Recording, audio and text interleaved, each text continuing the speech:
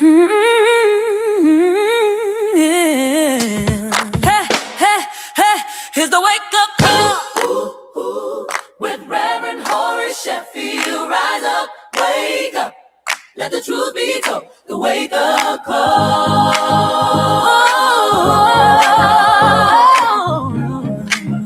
Hey, hey, hey, hey, it's the wake up call. Ooh, ooh, with Reverend Horace Sheffield. Rise up, wake up, let the truth be told. The wake up call.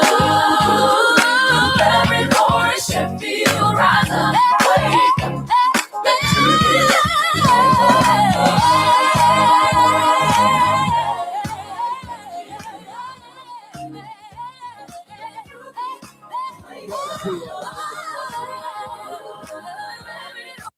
illustrious cast of characters. My high school classmate, football teammate, Ed Collins. Good morning, Detroit. Good morning. All right. And I've been smoking cigars lately. Every day. Yeah, we had to wipe that mic off because it was a residual smell of cigar.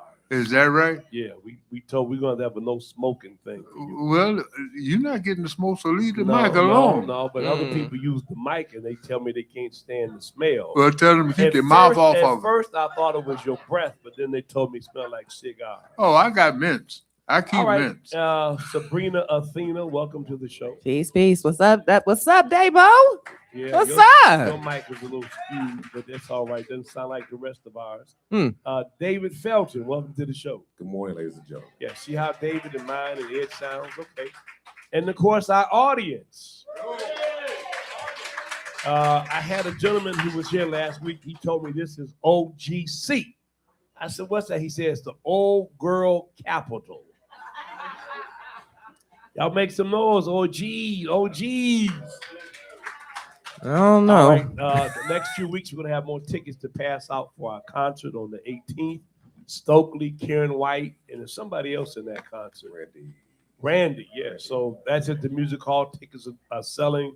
Commercials are up. I've got about maybe 40 tickets we can give away here. So you want to come out and get you some free tickets to the State of the Race. The rest y'all can buy some, support what we're doing.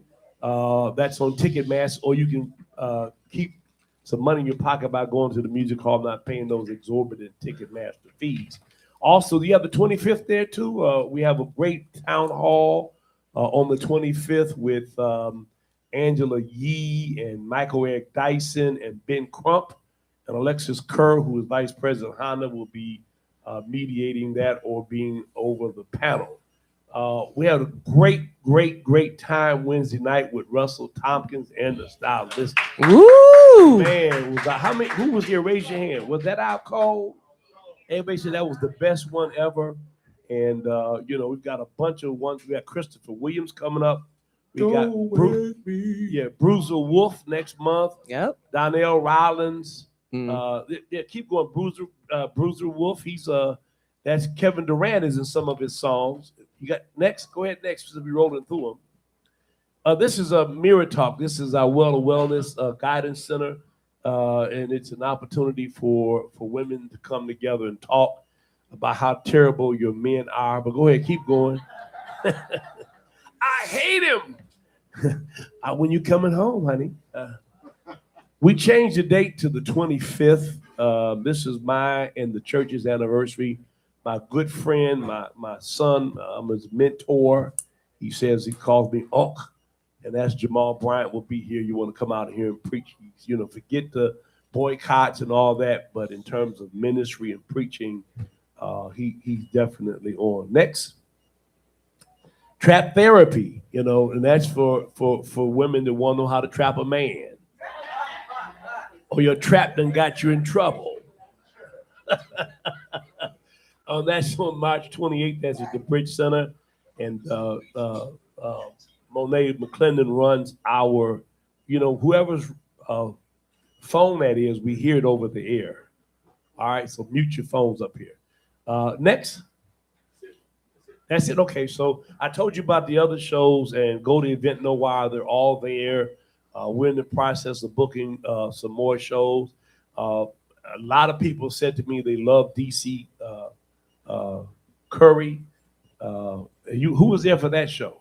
That was pretty good too. You think it's pretty good? Absolutely. Yeah, I think he wants and he's coming he's coming, by the way. Remind me, David, to give him the new date because he's coming for my anniversary with Jamal Bryant. Yes, sir. All right, we got a young man named Corey Hall who's been all over city and government halls. He's worked for every form of government that there is. Welcome, Corey. Thank you, Pastor. Welcome. Thank you for having me here today, and welcome and saying hello to Davo. How are you today? Wonderful, All right. wonderful. And he's one of these people who has a personality that enables him to want to put himself on the judgment seat. Anybody that runs for public office has to, be able to have the temperament to know that on any given day, Corey, half the people love you, half the people hate you. And then they say things about you. You have to get a mirror and ask yourself, is that really me? Absolutely. So why would you subject yourself to such public scrutiny? He's running for Michigan State Senate and District 3. Before you answer that, where is District 3? So District 3 is the new district that compromises the city of Detroit, Highland Park, and Hamtramck. It has the Grosse Pointe line on the east, 8 Mile Road on the north, Livernois Avenue on the west, going down to 6 Mile, including Highland Park and Hamtramck, down Woburn, then to 75 and down to the rivers. Yeah, move your microphone a little closer, ladies. Okay, is that better? No, grab the whole thing and just move the whole thing forward. You gotta love the mic. There you go. Is that better? There you go. Better, Okay, better. yeah. We understand why men don't like to speak directly. I love the mic. Sabrina? Absolutely. Yeah. So we have these announcements. We know who you are, but again, like, what's your background and why do you want to be in Senate for District 3? So, just to tell you a little history about myself, Sabrina, I was in college not too long ago. Man, come on. Yeah. Once upon a time. 20 once upon a time, and I'll tell you, I was actually a drama major, and I'm not going to talk about the Pacific municipality, but they did a felony stop on me, told me my car was stolen, and that was a Wednesday. That Friday, they did a second felony stop, telling me my car was stolen with a gun to my head, and I thought about it. I went to do a lawsuit, and they said, "Well, no, we're throwing that out. You don't have any cause." And so I said, well, there has to be a way to affect change in how people are affected by policies that exist in our community. And I decided that I wanted to be part of that, making the decisions that help folks rather than be subject to the decisions after they've been made. And so I took a stack of resumes up to Lansing, Michigan, and walked around and asked folks for a job and got a job as a committee clerk. This was 20 years ago. 25 years ago. And while I got that job as committee clerk, I happened to meet Barbara Rose Collins, late Congresswoman Barbara Rose Collins, in the elevator.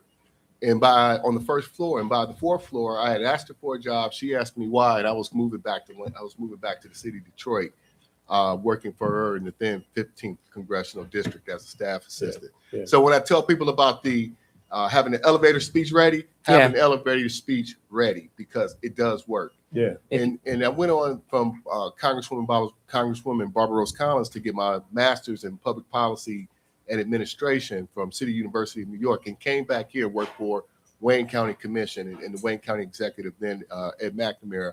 Went on to go work to the NAACP, went on from there to work for Detroit City Council, then our Michigan State Senator, Debbie Stabenow, and then Gary Peters, and then I found myself U.S. Senator. excuse me. Look, we'll be all day talking about where you work. Well, I'm just and saying all that to your say, last work for the great governor, right, Gretchen Whitmer, as a so senior you advisor. have plenty of experience. Right. So, Pastor, I'm saying all that to say that I've worked at every level of government. There you go. And I plan. But you work for other people. Now you want to be the person that actually has the seat themselves. Correct. So I've led from behind. Yeah. I've led and made policy decisions to help the citizenry of the city of Detroit. Yeah. And now I'm stepping out, because to be a leader, you have to lead. Let me also mention real quick that we're live on Sports Rap Radio 107.5.1 digital, and we're on a variety of different platforms at one time. Ed? Yes, and you've given us quite a bit about your history, but what and I'm gonna assume that you grew up in Detroit. So what made you decide to come back to Detroit? You've been to New York and a few other places. Why because people in Detroit don't realize, outside of Detroit, don't realize how important Detroit is to our lives, those that came up here. So you kind of give us your heartfelt reason why you came back to Detroit? I love the city of Detroit. I absolutely do. I love the city. I love the folks here. I've been taken care of. My parents were here. My family's here, and I love the city. And I decided I wanted to help make change for the city. Period. Point blank. All right, Dave Felton. Corey, what's going on, bro? How you doing, Dave? Good to see you, brother. Likewise, man. So why don't you tell us some of the core messages that you have for this particular district? So, I would mention this and stop me because I can be long-winded, but I want to help strengthen our communities. First of all, through public safety, the CVI dollars, which I was community violence intervention, those dollars that we help put into the cities and put into our communities. I want to expand that and help and get those dollars into our youth sports programs and help get those dollars on a block club level to those organizations that may not have the technical assistance, but we can help them with the reporting and come back and get the job done to stop the violence before it begins. And secondarily, I would mention in that community violence intervention, we could talk about these issues of individuals that may have behavioral health issues.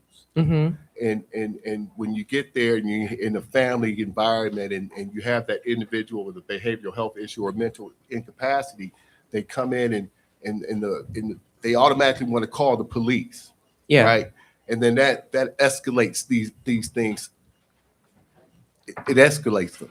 And so we're looking at having a behavioral health urgent care center and funding those types of institutions where they can come in and try to mitigate those issues before police are called. Yeah. And that will stops folks from going to jail, going to prison. It stops folks from getting hurt.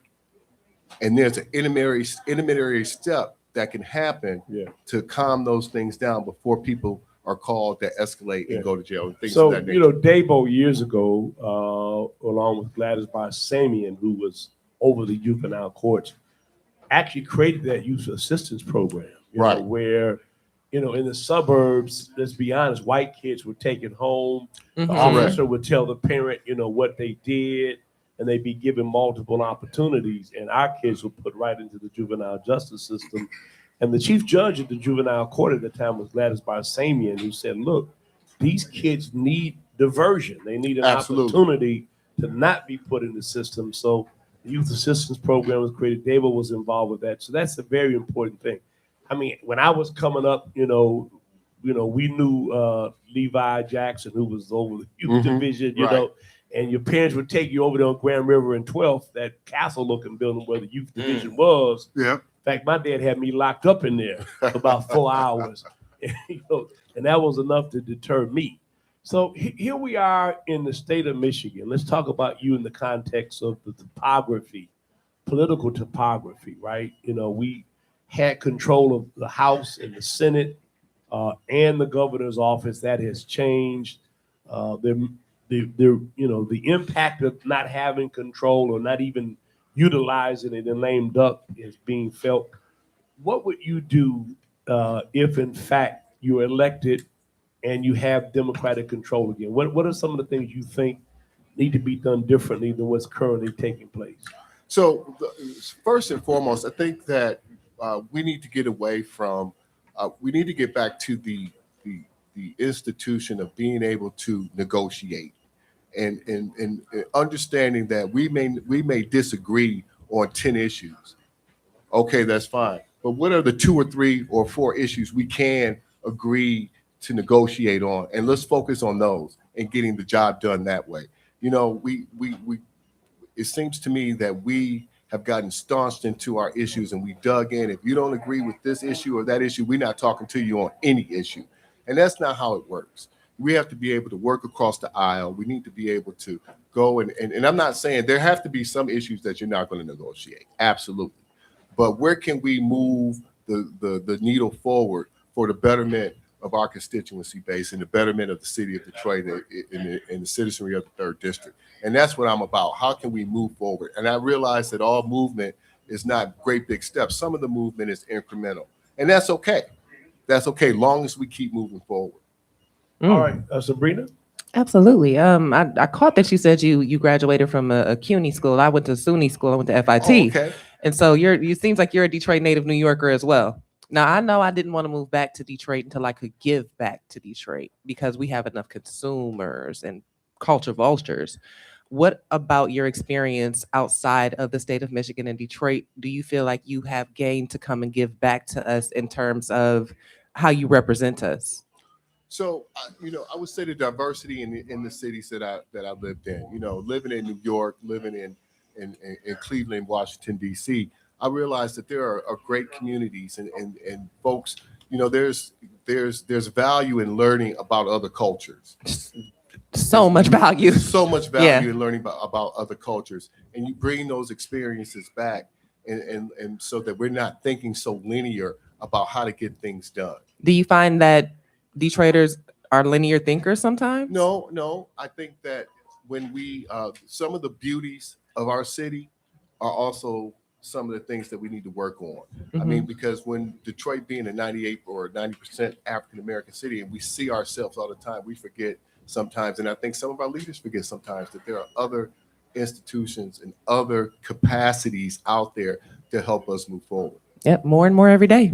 All right, Ed. Yes, and what you running with the Senate, and I know a lot of deals are made with both parties or the three parties if you want to count independents and whatnot. Uh, how are you going to manage that? Because you're going to have to make some deals. That's all there is to it. You're going to have to cross the aisle. So, what do you think will be your main agenda? Not, I can't say agenda, but how are you going to be able to keep that separate? You know what I mean? Because sometimes you make deals, but you don't want to sell yourself out. So, how would you approach that? So, we talk about folks ask me all the time, what are my policy priorities Uh-huh. and what's my agenda? And I have my policy priorities. I've talked about one, which is criminal violence intervention. We could talk about affordable housing. But the third district, in and of itself, is a microcosm of the state. We have a large Arab community. We have a large Bengali community, African American, Hispanic community. It's a microcosm. And so I decided that, and for instance, we have on the west side of the district, those individuals those issues are about business development. On the lower east side, they're talking about water infrastructure. Right there, smack in the middle, they're talking about criminal violence intervention. So those are my issues that I'm taking. And so whatever I need to do to move those issues forward for the betterment is what I'm willing to do. Well, Detroit, and people don't realize this, but how much we really represent the United States because Absolutely. Detroit is a melting Yeah, pot. So, Yeah. so here's an issue for me, and I met with some businesses yesterday, and there's some development going on, like on 6 Mile. And one of the things that's been frustrating to these folks is that even though long-term generational residents support their activity, that there has sprung up around Detroit a small bastion, and I'll be honest, of white folks who don't even live in Detroit, who are antagonizing these businesses and opposing their development. If you were involved in that kind of fight, what weight would you put to residents versus other folks who have environmental issues? I mean, I'm speaking for specifically of 6 Mile, where all that land's been cleared and they're making concrete. 500 and some residents in that area, pastors and all, have approved it, have said they have no problem with it. But 5 white folks who don't even live in the area are antagonizing the enterprise. And we see this going on, Corey, quite frankly, all over. I'm over here, I'm developing. We just did a deal with somebody. I've mentioned it vaguely, a housing deal in the area for $50 million. And, we already getting antagonized by folks who don't even live in this community. So you understand what I'm asking I you? do understand what you're asking me. Yeah. And again, I would say this. Oftentimes, legislators, this has been my experience, that oftentimes legislators have their issues again, and they're not necessarily the community's issues. And so as a servant leader, I believe in addressing what the community issues are. Yeah. And so if we have a community such as 6 Mile, you're talking about the 6 Mile Livernois that Well, this that is no, area. this is a little bit further west. If Further you 6 west. Mile and 75 6 area. miles 75. Yeah, And so between there and Buddies. correct. I understand exactly what you mean. So the issue like that is the community's issue. Yeah. And if the community doesn't want it in there, then it shouldn't be in there. Yeah, but and the I community understand. does. Well, you said 5 individuals. You But said I said a no, minority. 500 people support it. 5 people who are not in there are antagonizing its development. And I guess the bigger issue I want to ask you about is land use. I mean, we have all this open land. Half the people who lived here. I mean, some of this land needs to be used for something. For something. It's not going to all be housing, right? So we do have to have development. Right. We do have to have development in order to move the city forward. And taxpayers. And Mhm. taxpayers. Right. And so what is that? You get in the room and you negotiate and you figure out how, if both sides can be served. And if they can't, then you literally have to discern and choose one side of the road that you're going to be on. And again, I would say that it's the community's choice, Reverend. I think that if we're looking at development for the neighborhoods and we're looking at how that benefits the community, I think that needs to take precedent. Yeah. And I think, and I'll be done with it. I think that having the right person elected to public office, you kind of the person that has to pull all that together and help people understand that one person's interest or one group's interest has to be considered in light of everyone else's. You have to mitigate. You have to mitigate what it is that needs to be done and determine what's the value added for that development or for the community's response. And more important, you have to figure out who it is actually from that topography versus folks who have issues that they want to join or become a part of something they're not even living in. David? Well, that's why I think 2 questions. The first one is I think that's why it's essential to vote for people who have your interests, as a priority. You mentioned being a servant leader. My primary responsibility as a servant leader was to be able to represent my constituency. And so bringing that to the table, that should be the foundation of why I represent the 500 instead of the interest of the 5. That's the first thing. The other thing is with you securing the seat, if you're able to secure the seat, you talked about leveraging CBI dollars and you talked about also behavioral and mental health. Are there some other policy or financial resources you think that you could bring to the district? Well, in the governor's state of the state, she talked about affordable housing and how we can increase the opportunity for new home buyers to gain housing and for individuals that want to move into the state. And she talked about the expansion, which I agree with, of down payment assistance. And we're looking at how do we increase to $25,000 and individuals that want to come in and first-time home buyers and give them that assistance. And for folks who want to buy a new home, increase it to $10,000. Mm-hmm. And I think those types of steps will help folks want to come back in to the state of Michigan, the city of Detroit specifically, and buy homes and be able to maintain those homes and the upkeep of them. Because we know when you buy a home, you have to do more. You have to think about the new roof. You have to think about that furnace and the sustainability. I'm triggered. And you have to think about the cost of insurance. You have to think about and the taxes. Right. And here's the thing about taxes, because we do private tax abatement here. People are eligible not to pay taxes. But people are buying properties. I've had this happen so many times. And they're buying a house from a long-term homeowner, been there 40 years. So their tax rate is different. The moment you purchase it, now your taxes are based on what the purchase price is. And it starts all over. So, there's a lot of information out there. So in the scheme of your priorities, your legislative priorities, when elected, I won't say if, when elected, because you've got a lot of support out there. Thank you. When elected, what would be like the top 3 things that you would focus on immediately? And we talked about them. It's the behavioral health piece, it's the CVI piece, and it's the housing piece. And then I would also mention, Pastor, when we talk that Lower East Side of the Jefferson Chalmers area, they have a really bad issue as it relates to water infrastructure. And there's some big dogs in that fight. There are some big who dogs in want the to fight. move everybody out of there. You know, Otis Culpepper lives down there, and Mm. Hood family owns property down there. My understanding, they want to basically clear it and do something completely different with it. The community down there, they have an issue with the seawalls. Right. They have an issue with the water infrastructure and then the floodplain. Now that's a federal issue right Right. there. Right. However, I would say that we need to figure out opportunity and ways to get those seawalls up so that they can have those canals Right. and that they can start to continue, I should say, rebuild their community So and the structure of their homes. isn't part of what some have suggested is getting rid of the canals, right?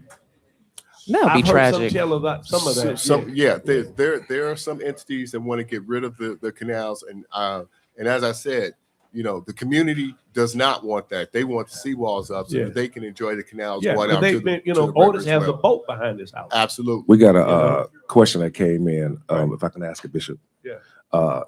They asked the candidate, how does your experience on multiple levels of government make you more qualified than the rest of the other candidates running?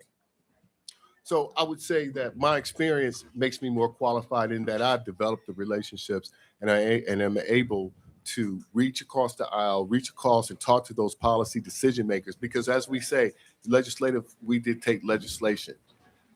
Executive level dictates policy. And so how do we go back and influence that policy? And we influence it with the dollars.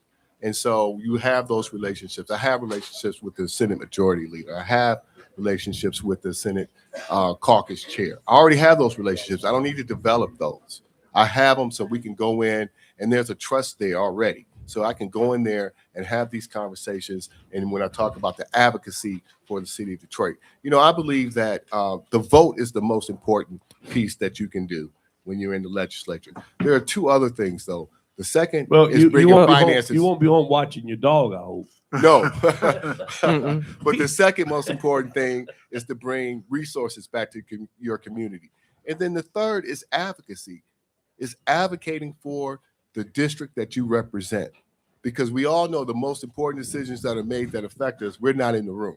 Right. Yeah. Right. Yeah, I only bring that up, you know, because we just recently got a new council person elected that represents our area. Denzel. And one of the major issues that defeated the other person was the fact that they were absent 74% of the time and claimed that they couldn't afford doggy daycare.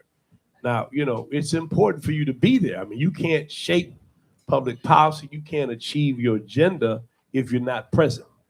And Absolutely so, right. yeah, we want to For make sure. sure you give people the assurance that if you get there, you'll be there. Well, I've been there. I Bishop. got that, but And I'm saying, so, but and so yeah. I will continue to be there, and I will continue to serve. You know, I think it's important to do your job to the best of your ability, and the way that you do there is lead, and the way that you lead is, as you said, be present. Quick final question for you. As a drama How you know it's the major, final question. because we got 2 minutes. Yeah. So potentially final question. You were a drama major, and as a person on the show that kind of represents the cross-generational conversation that we're having, you started as a creative and recognized and applied yourself in a creative practice, and now you're in a government position. What would you say to other young people who have maybe not the traditional political background, who really do want to make a difference? You know, find the issue that you care about, and go to work. Period. Right. Find the issue that you care about, whatever that issue may be, and then go to work. Yeah. So we have a minute and a half. It would be, you know, illogical for to have you here and talk about all stuff you want to do and get people to support you if you don't tell them how. How do they connect with you? It takes money to win, money to run. You need volunteers. That's right. Boots All on of the that. ground. Just connect us with that. Thank you. You can go to Corey with a K, OREY for Senate.com. That is my website and my Facebook. I will give the number out to the Yeah, I was campaign. going to tell you because a lot of folks come in here with that, and you know, there's a great digital divide. I do know that. So I'm going to get a number to the campaign, which is 313-218-1828. I'm going to say it again. Corey Hall, 313-218-1828. And if I may say one final Sure, thing, you can. Yeah. I want everyone to stand tall with Corey Hall. Stand tall with Corey Hall. I got a better one that you won't fall with Corey Hall.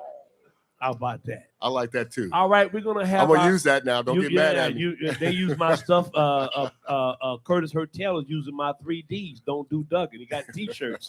Ain't getting no money. He's selling them too. So in a moment, we're gonna have our City on Butts woman on, who is the wedge between passing the buck and the red tape. Yeah. She gets it done. He wants to get it done. We'll be right back after this.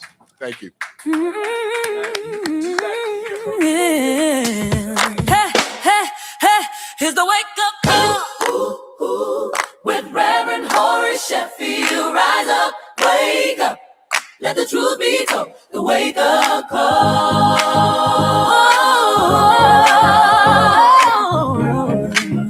Hey, hey, hey, hey, it's the wake up call with Reverend Horace Sheffield. Rise up, wake up, let the truth be told. The wake up call.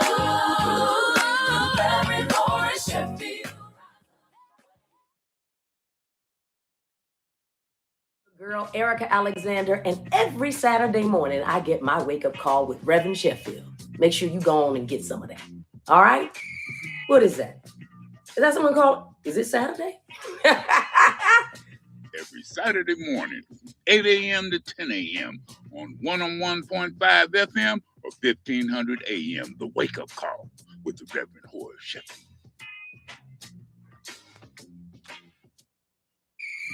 Hey, what's up, y'all? It's your man Mike Epps, and I get my Saturday morning wake-up call from Reverend Sheffield.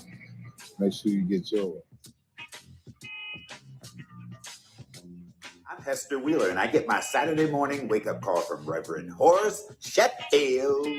Every Saturday morning, 8 a.m. to 10 a.m.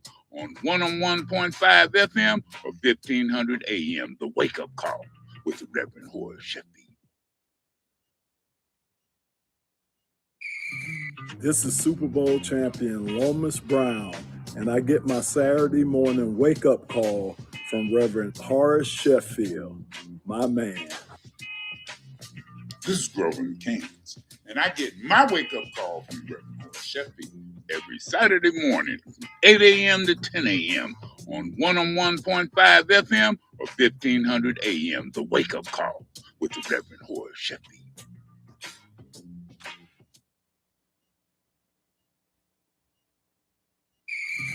Yo, what's up, guys? It's your girl, Randy Rosario, comedian and TV host. I get my Saturday wake-up call with my guy, Reverend Horace Sheffield. Think about it. Today. I'm Sheriff Raphael Washington, Wayne County, and I get my Saturday morning wake-up every Saturday morning from Reverend Horace Sheffield, and you should too. Every Saturday morning, 8 a.m. to 10 a.m. on 101.5 FM or 1500 a.m. The Wake Up Call with the Reverend Horace Sheffield. You've been listening to Hey, hey, hey, here's the wake up call with Reverend Horace Sheffield. Rise up, wake up, let the truth be told. The wake up call.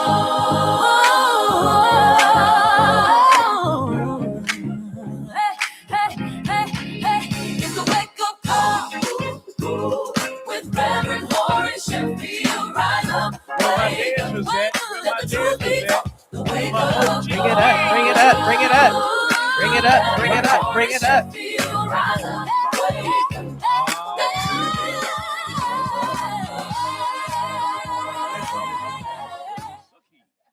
I want to remind you that we're on 107.5.1 on Sports Rap. We broadcast simultaneously on 3 different stations at one time.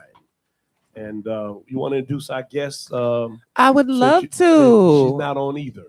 No, not on. Not on. Not at all. Come She on. ain't on. Okay. Well, you know how what? about I got David? something to say. Okay, we're going to And this- introduce our guest okay. first. Is her mic on yet? Is my mic on? Now you on, yes. Oh my goodness gracious. I'm Your mic excited, sounds excited, nice. excited because it's one of my favorite people that comes by the show. And we had her last month for her birthday. Ladies and gentlemen, give it up for our Madam Ombudsman of the city of Detroit, Miss Sherry. Ombudswoman. Ombudswoman. And thank you for Huh? Ombudsman. Okay, we can't Ombudsman. hear her either. Gender neutral. It's There we go. Oh, I love this. Ba, It's ba, gender ba. neutral. Yes. So So it can be ombudsman. ombudsman. Ombuds Day Well, person, it may be woman. gender neutral, but you are. That's right. So I'm calling you a Bud's woman. So let me call her by her God-given name, That'd be a Miss whole nother thing that we talking about. And we have a guest Miss Sherry who is Dagnago. over the Detroit Land Bank. Yeah, Give Miss it Tammy up. Daniels. And Thank you. And I'm dealing with the land bank as we speak. I want to talk to you before you go. But, Okay. you know, we Got purchased her. a lot of property. We have land. We're doing housing. We've been meeting with your staff. We have funding in place, and we really appreciate the wonderful work that your people do. So why don't you open up, Sherry Gay? What do you want us to know today? Sherry Gay Danyogo. I'm going with Sherry Gay. They want to let you know we. Why all these radio hosts Danyogo. always want to take away my Danyogo? They don't want. They don't want to It's say not that. a lot of shit. It's a lot of Sherry Gays. Oh, I thought you were about to say But- SHIT. Hold on. No, I think That's you another slipped. show. That's another show. not the woman of But God. I gotta be Sherry Gay Danyogo. Hey, So- Sherry. so- I'm with you on that. so but thank I mean, listen, let me just tell you something. I got like Marvin Gaye. Okay. Oh, and me you're too. here to tell Okay. us what's going on. That's right. So I was going with Sherry Gay. But go Okay. ahead. I love it. Thank you all for having me on again. I Right. appreciate it. Rev, you were out of town the last time, and we had Yeah, a I know. good time up in here. I heard Real that. good And I'm time. glad to have our director of the land bank, Ms. Tammy Daniels. A lot of conversations going to go on, but I have a lot of friends that are realtors and realtors. Can I get my realtors and realtors to please stand up? Realtors and realtors, they came out this morning.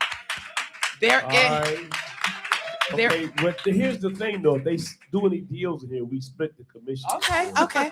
Well, I don't want none. But I'm I not just, talking about you. I know, I'm right. talking about us. I just want to make sure that they come out Yeah. because there is a lot of people don't realize that there is a Black Association of Realtors as well. Is it Draper? NARAB. Okay, NARAB. there's also Draper. Mary Dra- Brazelton has been a part of Dabo for years. I don't know if y'all know Mary.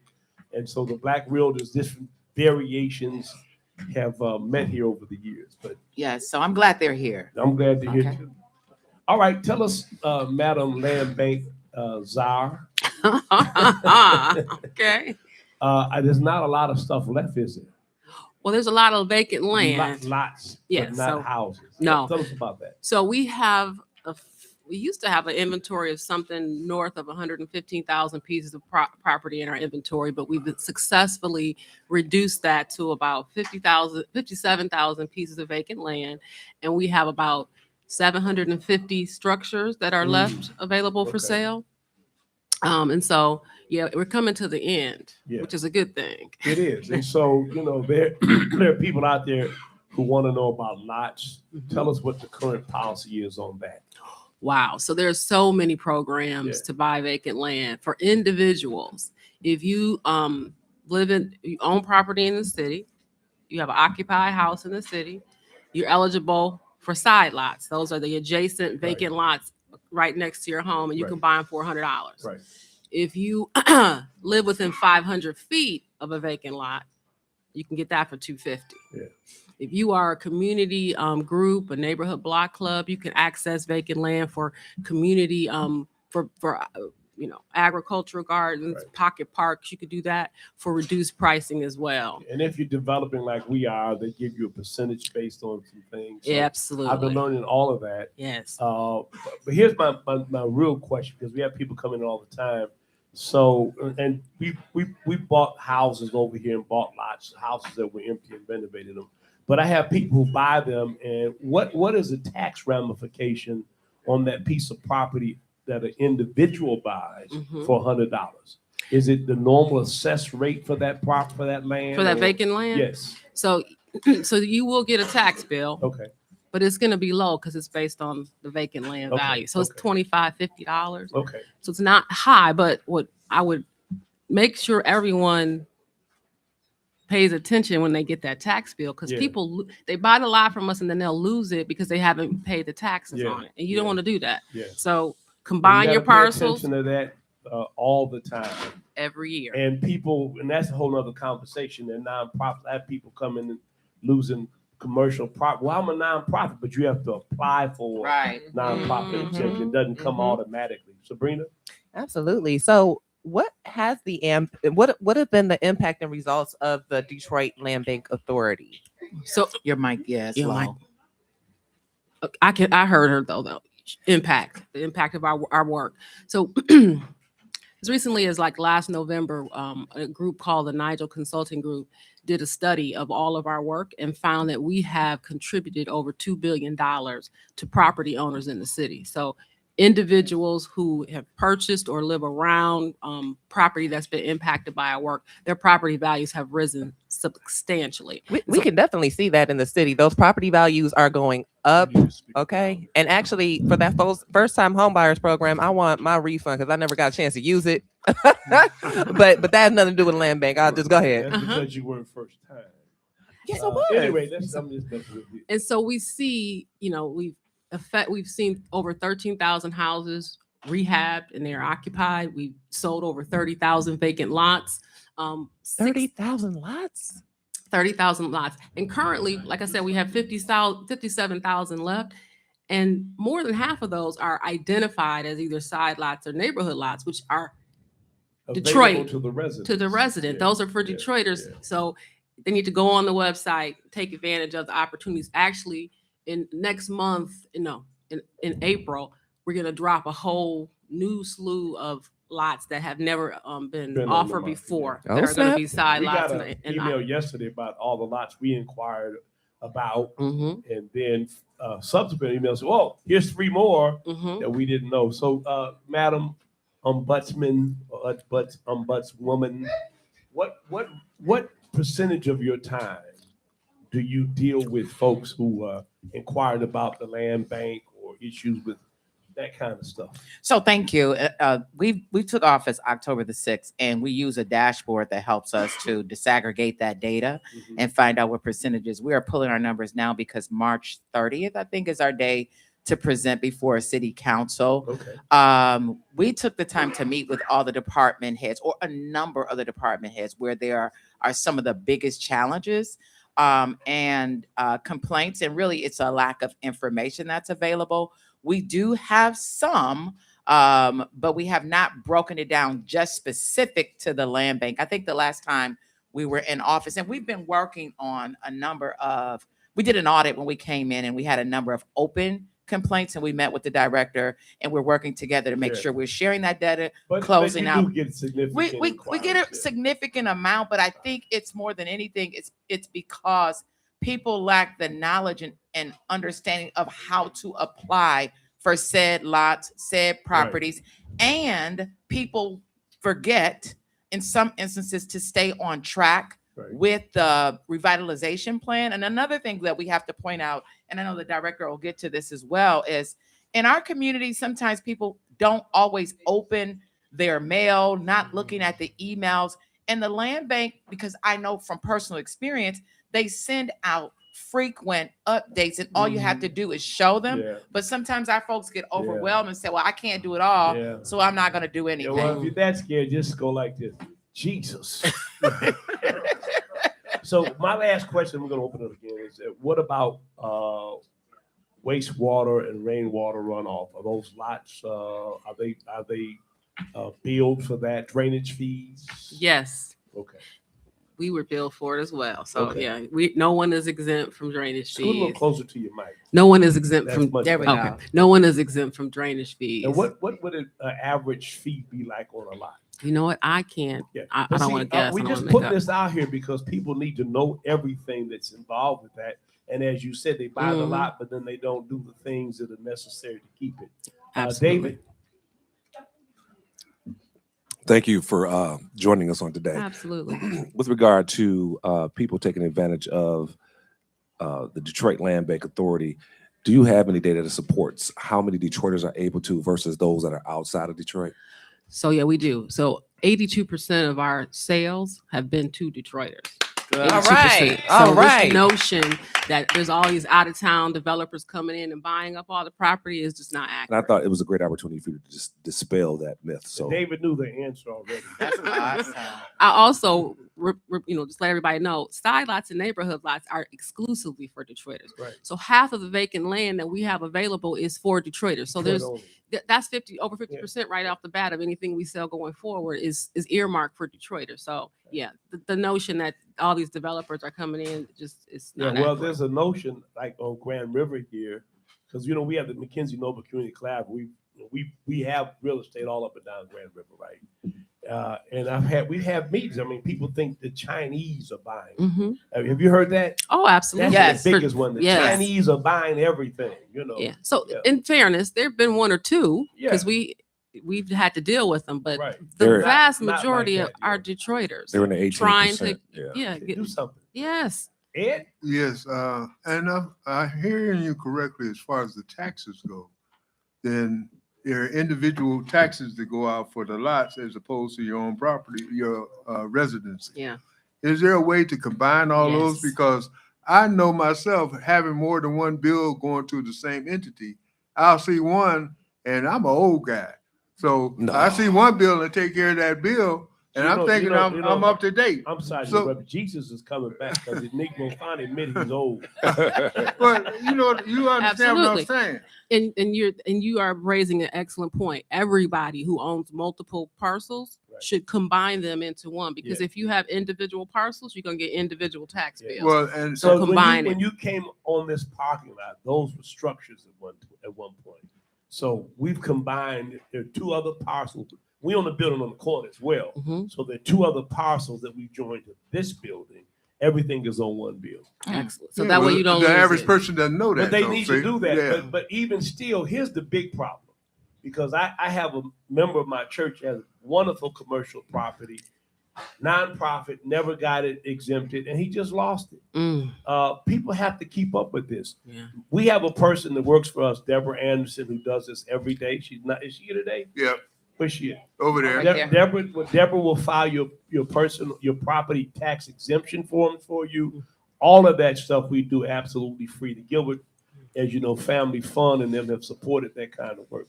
But anyway, Sabrina. Absolutely. And just quick question about the statistics and information, the balance of what is happening.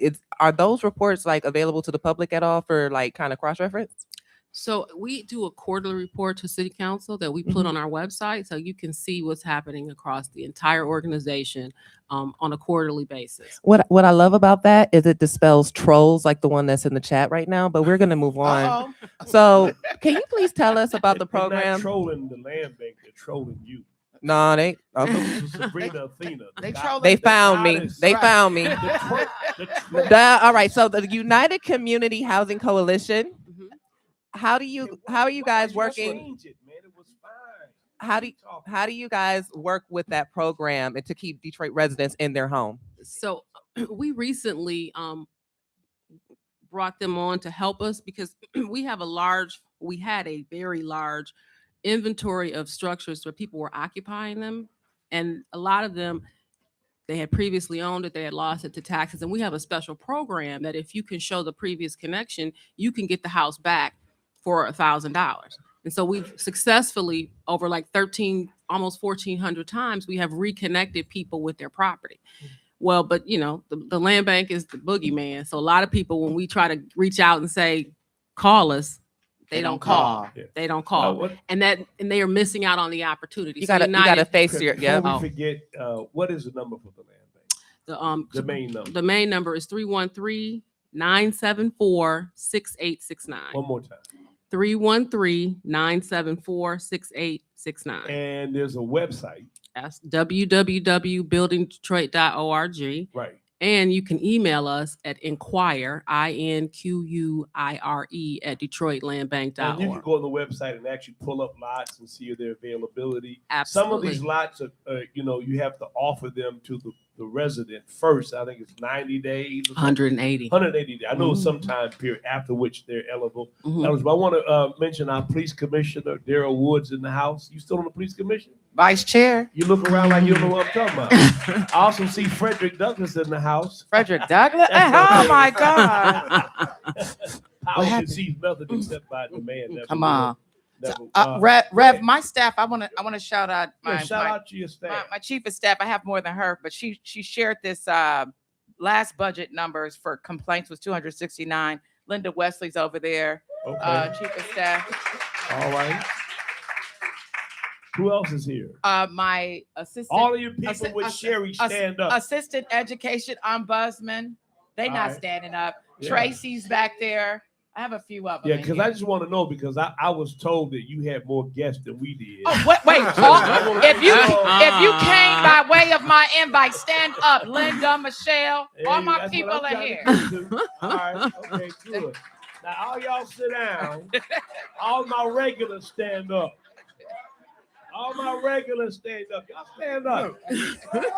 Oh, we got the numbers, There no you doubt. go. Biscuits, grits, and Yes. salmon croquettes. We'll get you every time. That's what we do here. And information for transformation. Yeah. And, Sherry, you'll appreciate this. There's somebody related to me who was upset with me because I had, what's the reporter's name? ML? ML Eric on. Uh-huh. It was a great show.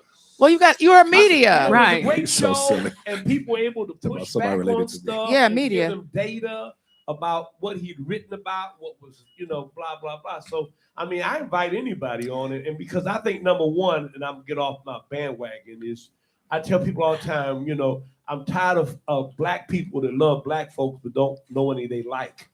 And we take issue with the issue and never pick with the personality. I have a different point of view. You weren't born in the same cradle that I was. You don't know what made me and how I see things. But we, at the end of the day, need to figure out how we can respect each other's opinions. Yes. And try Amen. to get to some common ground. Yes, ma'am. What's your question? Good morning. My Good name morning. is Latoria Williams.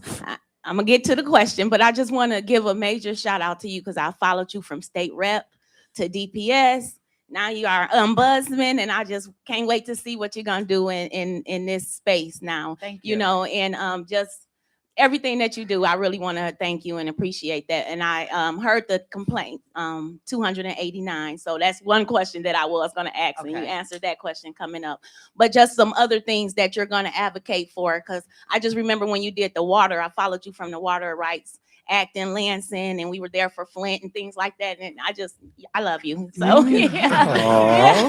Thank you. All right, so just some of the complaints and things that you're going to advocate for, things that people have been calling in about. So thank you so much. And I don't know why my mic went back down again. I love the way it felt before. Yeah. Well, But I think we're about 106. I need to have the ombudswoman investigate that for me. I think we're about at 160 days. And hopefully, sis, you got one of these forms right here. Ma'am, what's your name? Ma'am, what's your name? What's your name? Latoria. Did you get one of these?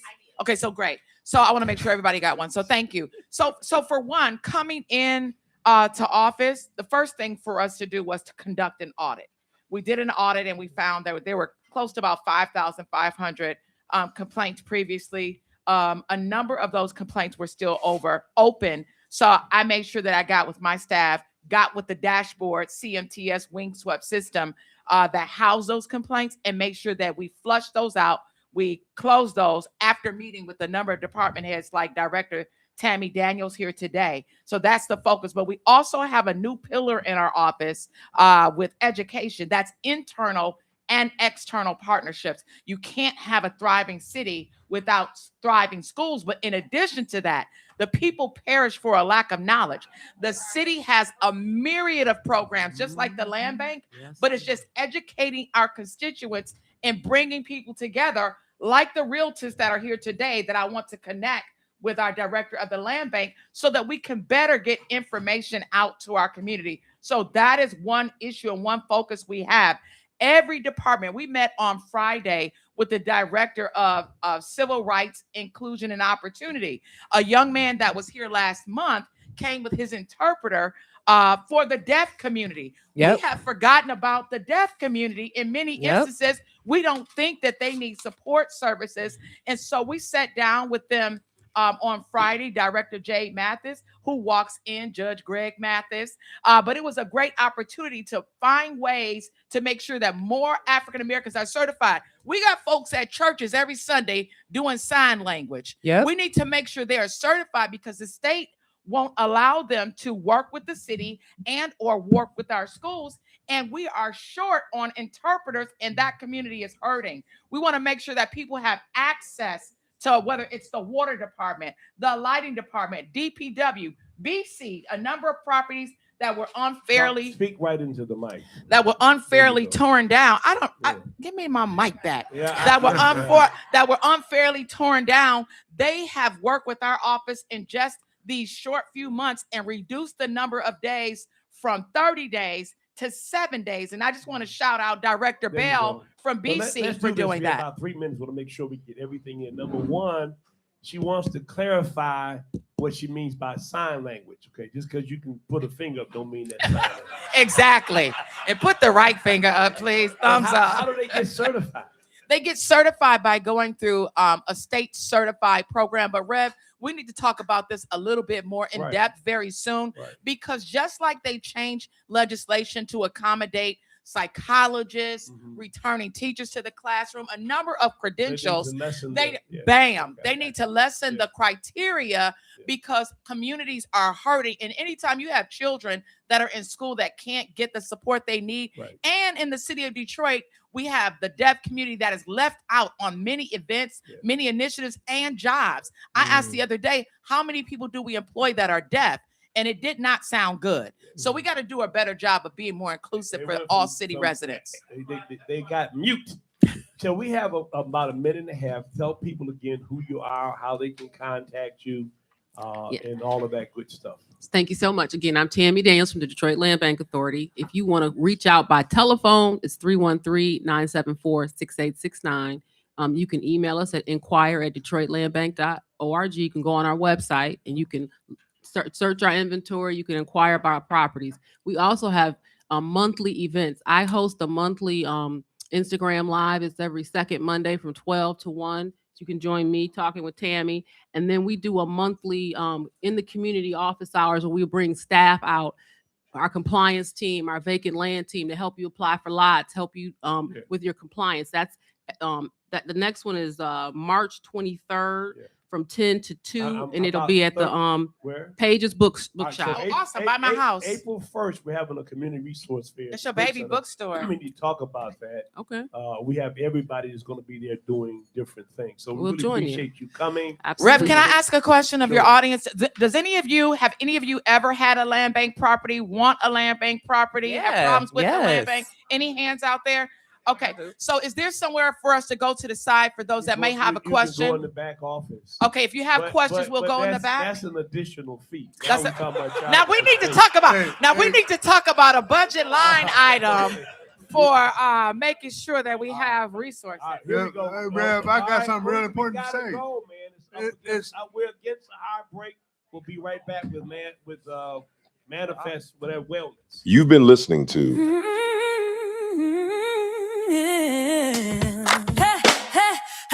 Here's the wake up call with Reverend Horace Sheffield. Rise up, wake up, let the truth be told. The wake up call.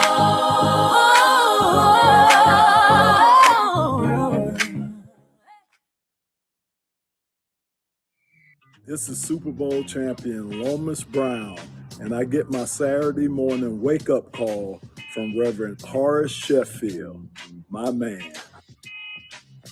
This is Grover Kings, and I get my wake-up call from Reverend Horace Sheffield every Saturday morning from 8 a.m. to 10 a.m. on 101.5 FM or 1500 AM, the wake-up call with the Reverend Horace Sheffield.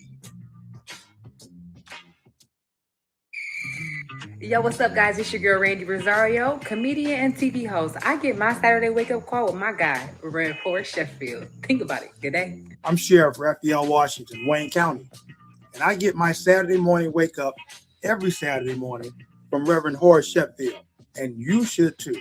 Every Saturday morning from 8 a.m. to 10 a.m. on 101.5 FM or 1500 AM, the wake-up call with the Reverend Horace Sheffield. Hello, everybody. This is your girl, Erica Alexander, and every Saturday morning, I get my wake-up call with Reverend Sheffield. Make sure you go on and get some of that. All right? What is that? Is that someone called? Is it Saturday? Every Saturday morning from 8 a.m. to 10 a.m. on 101.5 FM or 1500 AM, the wake-up call with the Reverend Horace Sheffield.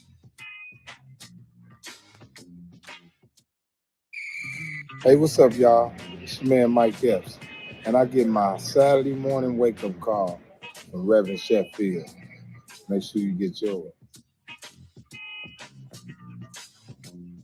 Hester Wheeler, and I get my Saturday morning wake-up call from Reverend Horace Sheffield. Every Saturday morning, 8 a.m. to 10 a.m. on 101.5 FM or 1500 AM, The Wake Up Call with Reverend Horace Sheffield. You've been listening to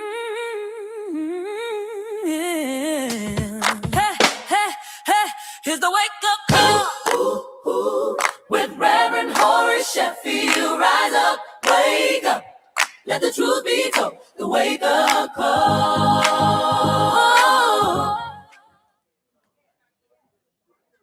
Good morning, good morning, good morning. Hey, producer, we need to turn that mic up a little bit. Morning, Detroit, Oh, brother, Detroit hey, listeners, hey. Metro Detroit listeners, morning. We'd like to welcome you to another edition of the Manifest Wellness Show. All right, we're here. This is We going to gonna be keep a it lively going. show. Oh, it's going to be a lively show today. I'm excited too. I am. You got Gerald all upset. You do. Like, look, oh my God, look at the burl in that frown. Do All so. right, fellas, let's get going, man. I got Yeah. a deadline today. What you got going on today, brother? I normally charge to be on shows, but This is your Thank you show. for This is blessing your, us, you gonna Bishop. charge to be on your Yeah, show? but you blessing us, Bishop. Thank you. Oh, it's with y'all saying. I didn't know it was my show. I mean, but you already know what's going on. So, brother Y'all Scott, need I'm to glad get you're me here. the stuff so I can do the visuals for You y'all. will have that as soon as we leave within an hour. Yeah, brother Scott, We'll you, forward they, that to they you. need us Now to you send, got send my- you We all got send you. Yeah, better we pictures got up my there. Rushmore up there. Yeah. Sabrina, Cleena, Chantel, you know. We're going to give you another Mount Rushmore in Yeah. about an hour. There you So- go. It might be So- a generic version, but you're gonna get it. So, or you can see you still got Reverend Sheffield on the show, and so, normally he's blessed us in the last, let's say, 6 years Absolutely. to have this Yes. last hour Been on of the that month. long? It's It's been been on since si- Let me see if pandemic. we almost win a six- bill.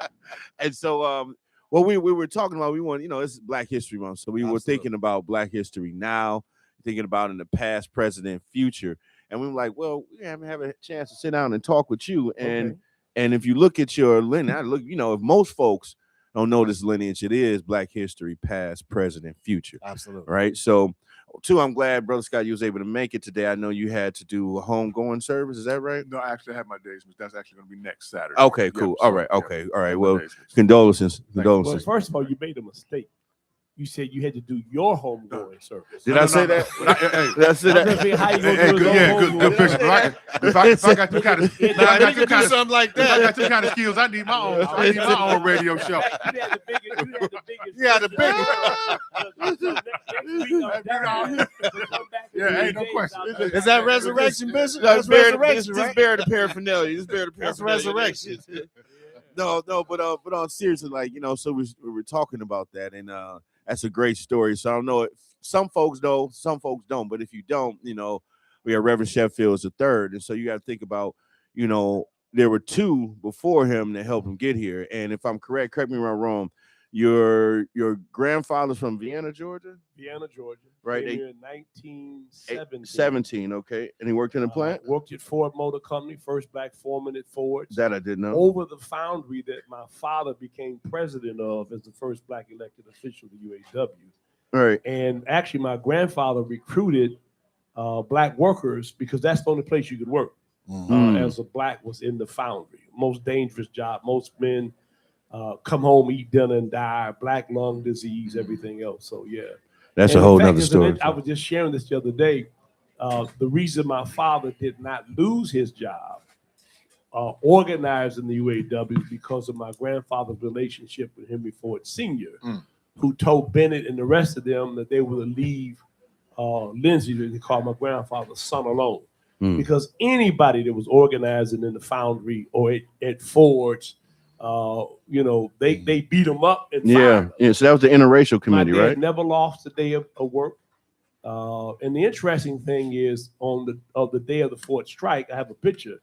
He drove his Ford truck with NACP Youth Council signs urging black workers to come out. And one of them who refused to come out was my grandfather, who felt that Henry Ford had changed the life and the trajectory of his family. And really, my grandfather called him the second coming of Jesus Christ. That's how much people love Henry Ford. But Henry Ford ingratiated himself. He gave money to preachers, to preach against the union. And it's an interesting history. Let me ask you a question, The Bishop. question is, What motivated you? And I probably already know the answer to this question because you just highlighted some things about your family. But what really motivated you? I know you called into ministry. I know you're a bishop and everything, so you was called by God. But what really motivated you to get into some to address some of the social injustice things well, that we I have? was raised. And in- what time? I mean, And from what okay. Well, I mean, from my how earliest age? days. Yes.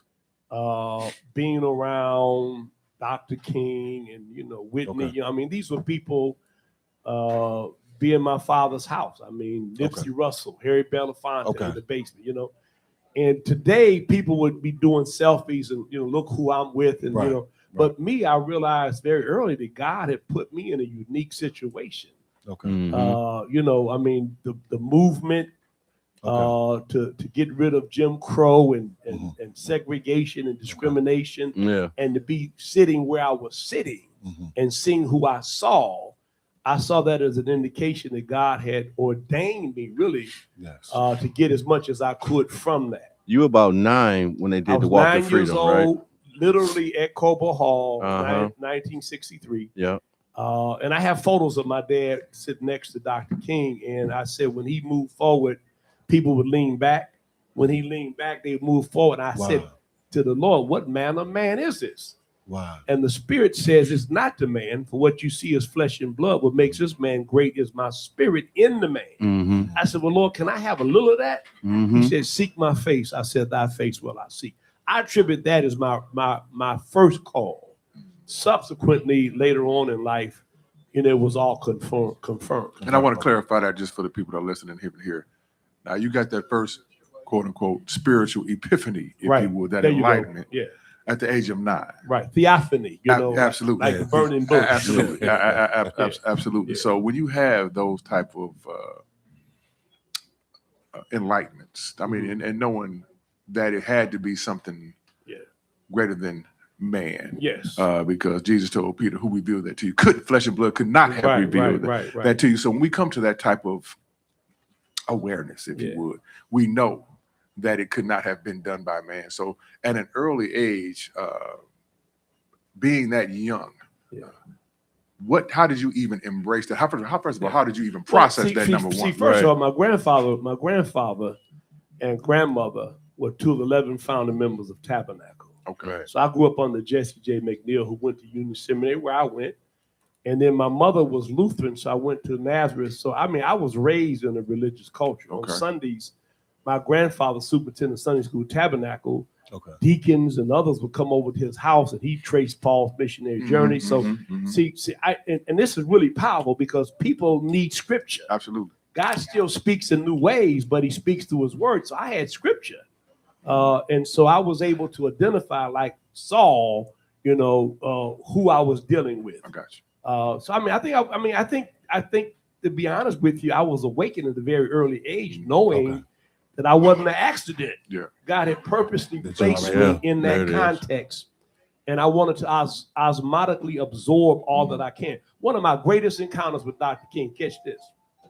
He had won the Nobel Peace Prize. He was sitting in my father's basement with Godfrey Dillard and Nipsey Russell and some other folks. And he was sitting in this black chair, which we still have. It's at the Walter Reuther Library, because that's the seat King would always sit in. Wow. And these people were coming up. I went to school with Christine, his sister. I went to school with Alpha Daniel, and I did blah, blah, blah.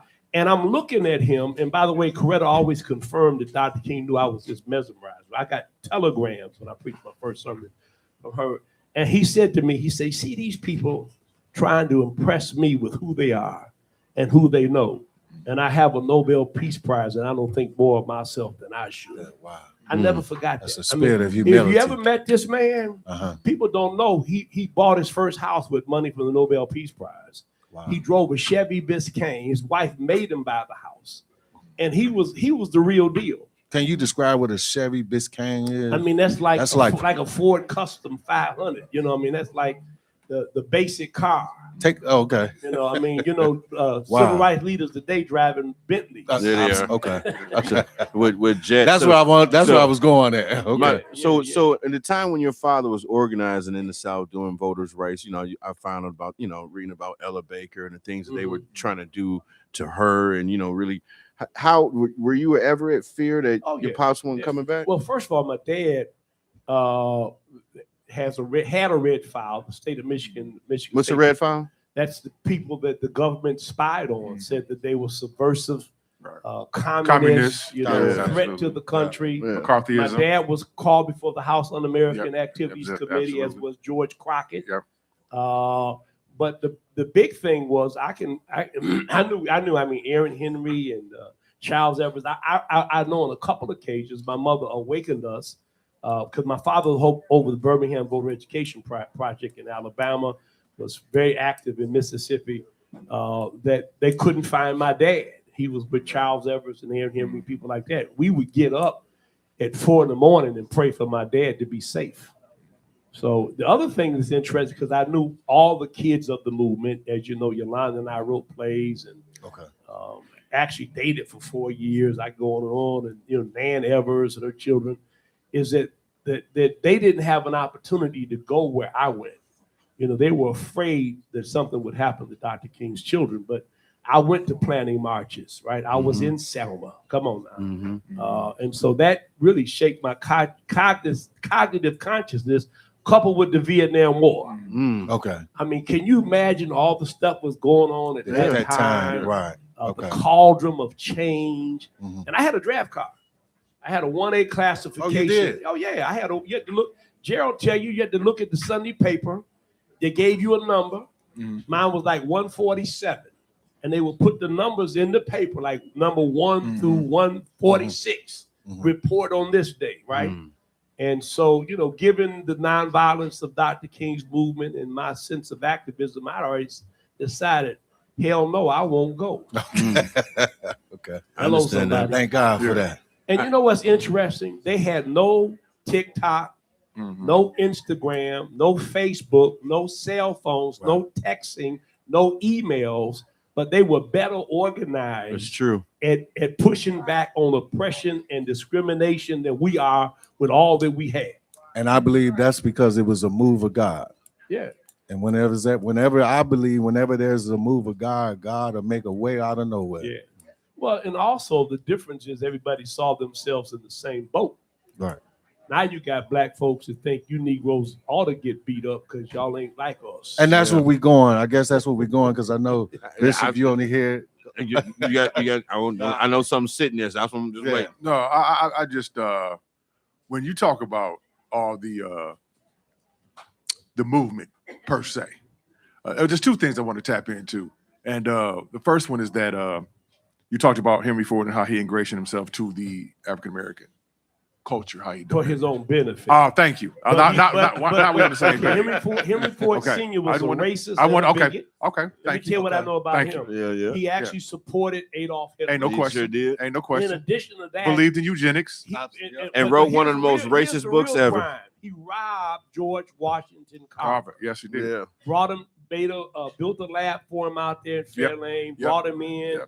And did tell him that everything he did in his laboratory he would own. Absolutely. And another thing he did, people think Inkster. That's how Inkster came involved. So he bought Inkster so that people could live out there, talking about black folks. But why? To work in his plant. Not only that, Henry Ford had an aversion for urban life. Okay. In his own crazy way, he thought he was building cars to take people out of cities. He was trying to build a suburb. So he didn't like cities. He liked rural areas. I got you. There you go. I got you. I got you. Okay. But the information alone on his ties to Nazi Germany and white supremacy alone is speak for us. Okay. It's a book he wrote called that I own. It's called The International Jew, and it is he was wild. anti-Semitic. It's very anti-Semitic. And I'm so glad that you brought that up, Bishop Sheffield, because I didn't want people to have the misillusion that Henry Ford was this magnanimous individual that great point, because he was not. And I was going to what he tapped into, by the way, and he was a divider. I mean, he knew there were certain people who would work for that $5. Absolutely. And it wasn't just blacks; it was Right. Poles. Absolutely. You know, it Absolutely. was Jewish. And can you clarify that, because that wage at that time Was amazing. Ain't no $5 question. a day. Absolutely. I mean, the first piece of property that my family owned in North America was in Detroit. My grandfather bought a house in 6358 Hazel in 1921, Black and we Bottom. sold it in 2002. Okay. And my great grandmother, who lived to be 112, lived in that house. Wow. Who died in 1962, was a slave. I mean, you know, this is the stuff that impacted me. It is with me every day. You know, I never forget one Saturday, they would get together and soak their feet, and they had a jackknife. They would carve their skin off their feet. My grandfather had a size 15H, and they would have to cut holes in their shoes, and my sisters, For the purpose of what? Please explain. For the purpose so of they what? can fit. so that feet can fit. Absolutely. Because bunions and corns, because they work barefoot. Yeah, They right, pick cotton barefooted. So their feet were hard. Right. And my great grandmother had the worst looking feet. By the way, she wore rags. She had a shotgun. She dipped stuff. She spit in the can across the room. And so one day we were on our knees and we were laughing at my great grandmother's feet. And my sisters pushed me in the room. And my great grandma looked at me. She said, "What you laughing?" I said, "I'm looking at them ugly feet." She said, "Boy, the history of Negroes been etched on these toes." So look, that's real. Can you repeat that again? I history mean, of that speaks Negroes volumes, been though. etched on these Absolutely. So that speaks volumes. I remember not- my go grandma ahead. had a cliche similar to that. So look, I'm seeing And like you know what the problem is though? They walk miles barefoot. Absolutely. After picking cotton, going to school 4 months out the year, because the rest Which of the time was they in were in the the fields. field Absolutely. to get some education, Little bit. and some of us will walk across the street for a GD. And I'll Absolutely. tell you something else. My great grandmother and my grandparents, who founded Tabernacle New Light, only had a fourth grade education, read and wrote better than I know some folks coming out of college. so history is not a line. I think history is cyclical, The right? line of progress is never straight. Exactly. So being that it's powerful that you grew up with, you can talk with, you had a firm relationship with someone that was a slave, right? Yeah. That didn't go over our head. I hope that sunk in with most folks. That's why I Because had to when you repeat think that. about it, you think about it as some world that's almost, you can read about it, but it's like a fantasy. Let me But just tell you what's on my mind, because this came to my mind. go ahead. I grew up with people who not only were slaves but were oppressed. I did a documentary the day of the election when my daughter was running for mayor. I brought Dyson and some other folks in, and I went to all the places that impacted my family, one of which was Winslow and Grand River. And my grandfather's older brother, Ernest, had a store on Hastings. And as you know, Cobo brought I-75 through there, put him out of business. This was a man that didn't work in the factory. My uncle Ernest had a house, a couple of houses, cars, money, and he died a broken man because his livelihood was taken from him through a red line. They call it a red line, right? And so I went there on election day, and I went to Tabernacle, went to the house on Hazlet, which is no longer there. And then when my daughter won that night, I told her that I had done this. I want her to see it, and I wanted her to understand that she carried with her the hopes Yep, there it is. of my great grandmother. You got there before I got there. Yep, there's a testimony. There it is. You know, We all need to be clapping for that. She said, "What are you saying, Daddy? I didn't do nothing to get it." I said, "Yeah, you did it.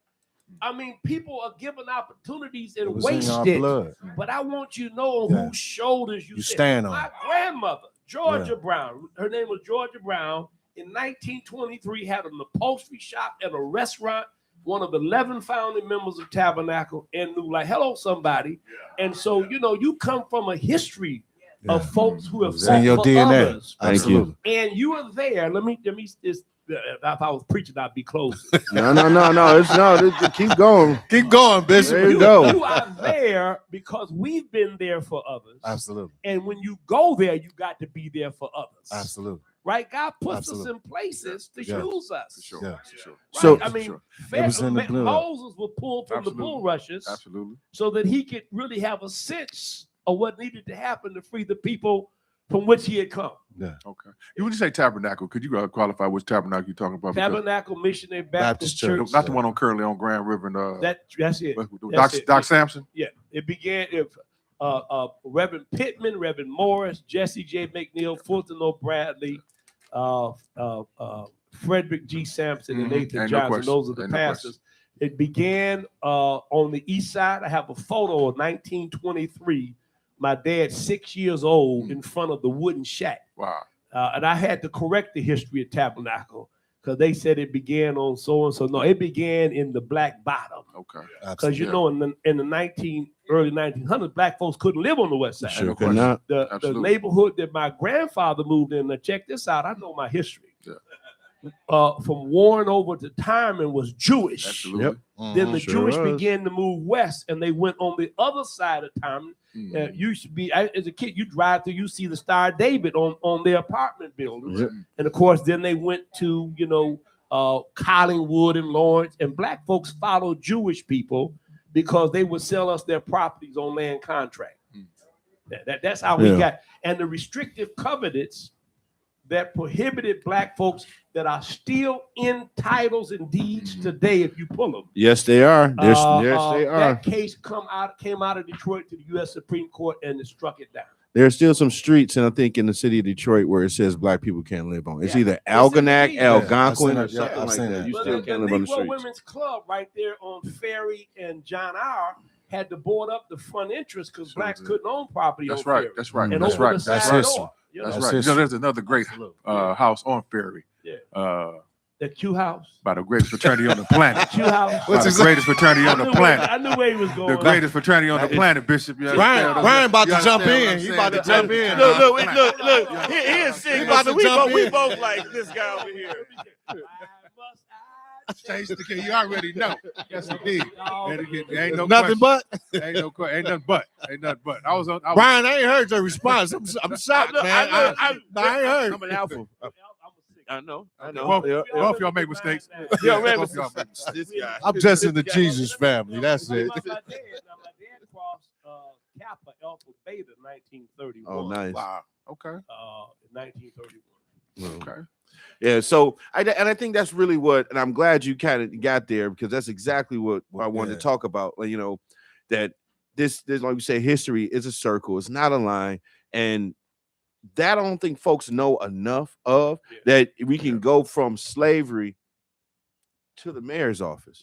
And there's a whole bunch of great work in between there. People risking their lives, you know, so that we can have the opportunity to sit here and gather and not be bombarded with things. It was people who organized. Let me tell you the greatest moment that I can attach, and I told my daughter this story. 1960, something like that. My dad and Buddy Battle and Liz Jackson, and they all went down and met with Mary Annie. Van Antwerp was the chief of police. You probably heard the Van Antwerp name. I know Gerald would know plenty of Van Antwerps in the history of Detroit. And at that time, they had the Big Four. Oh, yes, they did. We talked about Ain't no that. question. Ain't no question. Ain't no question. Was that under his administration when the Big Four was established? That was Mary Annie Cope, all of them. But Mary Annie was the mayor, very racist mayor. Okay. And so they were beating up black folks. Yeah, stress and all they that. They would come into TULC, you know, and like they were raiding it, you know, and so they went and met with because they were gathering. They had Van Antwerp there. It's a true story, man. I was at TULC when they came back. Okay. And so they telling the mayor about all of this and the chief of police, and Mary Annie said out of his mouth, and it's in my dad's archives, and all the folks who in the meeting said it happened. He said, that's what we do to niggas. Wow. That's what we do to niggas. We keep them in their place. Wow. Went back to TULC. They had a big meeting. I mean, I'm in the meeting, and they talking about all the different stuff they can do. And my dad said, well, that's what they do to niggas. We need to do something to them. This your dad? My dad. Okay. And you know what they did? They came up with a slate called 5+1. In fact, we used that in my daughter's campaign, and I had to educate all these young folks. 5+1 was one, the liberal, we need a liberal mayor. and we need a liberal council. Okay. Bill Patrick, the first black elected council, was part of that 5. Mel Ravitch was a part of that 5. And they beat the UAW and put Mary Annie out of office. And we got Jerome P. Kavanaugh as mayor, who appointed the first black deputy mayor, Walter Green, put Ray Gerard in as the chief of police. Come on now. And it was the same issue when Coleman Young ran, when Nichols, the chief of police, was running. Okay. Now, let me tell you about the history. Now, I don't know how many of y'all remember Boyd, Brown, and Bethune. I don't. Come on and educate us. You a walking historian. You better give this man the A walking historian. So they were shutting down dope houses. Yes, I remember. And the police claimed they were robbing them, but what they were really doing is putting the police out of business who was on the take. Exactly. In Exactly. the course of that, a police officer got killed. Exactly. So it was a national manhunt for them, right? What year is this? 1978, somewhere. Okay. 70, said 71. Okay, so Boyd got killed on a rooftop at a college in Atlanta. Morehouse. Wow. Both Hayward Brown was the only one that didn't get killed. Yep. And they caught him in Detroit. He actually got off. Elliott Hall was his lawyer, but he got killed subsequently in the backyard over on Euclid. They claim he was, pulling the gun on the police. But I bring that up to tell you that as a young man with an afro, I got pulled out of my car by my hair. I had shotguns put to my head. The white police went absolutely crazy over what happened to them. Yeah. That's in the city of Detroit. Absolutely. That's when stress came out. Yes. Stop the Stop I didn't know that part. And so there's a guy named Perry. Let's talk about the history. There's a white cop named Perry who killed several African Americans, was only put on trial one time. Yep. And let me tell you about that case. So he didn't kill the guy, but he paralyzed him for life. And he was on trial, and the lawyer asked the gentleman who'd been shot. He asked the police officer, had he identified himself first? Because if you don't think about stress, they were decoys. They'd be laying around, and so they asked the white cop, "Did you identify yourself?" He said, "Absolutely." So what he said, "Detroit police." So they asked the guy that was shot, "Did he identify himself?" He said, "No." Well, what did he say? He said, "Guess who, MF?" Boom. Wow. Yeah. Wow. Now you know how he got acquitted. You know how he eventually got caught. There was a citizen killed on Fisher Freeway in Woodward. He killed him, and they took the knife out of his car, his police knife, and found that it was planted. He had planted on the guy. Claimed the guy pulled a knife. It was his cat's hair on the knife. Wow. DNA. This is before DNA. This is how they caught him, right, Gerald? No question about it. And that gentleman's name was Raymond Peterson, responsible for 23 deaths. Wow. 23 men he killed. And he's still in Detroit. And he was able to. Whoa, Gerald, he was able to retire. He got quit on that case on the service drive. Now that wasn't the same officer that was a part of the raid on the blind pig that started the riots. No. Okay. But it's Raymond Peterson. Mary Jarrett, the first black woman investigator, actually caught the cat hairs on that knife. It was a black woman that did it. Help me. Shout out to that sister. Yeah. Wow. So how do we not go back there? Because you see in our larger administration, they're trying to bring that back. So first of all, what we got to do is teach these young black officers. I've caught more hell from black cops lately than I have from white. I had a situation right here on my lot where a guy was urinating on my wall. And I got out the car and said something to him. He pulled a pistol on me. So I went back to my car, got my gun. You didn't know who he was dealing with, did you? I got a Bible and I got some bullets. You got 357 holy angels, right? He pointed his gun at me. I had mine down to the side and came in the building and called police, right? 6 black officers come over here, and one was very hostile. Oh, so you pulled a gun on it. And what am I supposed to do? I mean, he act like he gonna arrest me. It was a white officer said, "Man, did you hear what the man said? Wow. My gun is legal. And then that's where I got that phrase. He said to me that I'd rather take my chance with what with a Try by 12 and carry by 6. Yeah. Yeah. All right, yeah. Bishop, we got about 1 minute left because I know you said you got to leave. In an hour? He got to leave. I You understand? just He got ahead another to go. engagement. I just real Close one us quick out. question. We talked about this, but where do you feel the status civil rights is right now, Great question, compared brother. to Well, your time? you know, the problem we have is that there's division among folks who say they represent us. You have one person whose name I won't mention, who, as opposed to supporting Jamal in the Target boycott, actually meeting with Target, and now Keith Ellison, who was my intern, I bless his name, he's refused to meet with Target. We just got to find a way to come together, and we as people who are affected need to tell these leaders, we don't need you to represent us if you're not representing. Ain't no question. Say what it is, Pastor. You got too many folks trying to have access instead of making the access. Trying to. Thank you. Say yeah. You've been listening to There it is.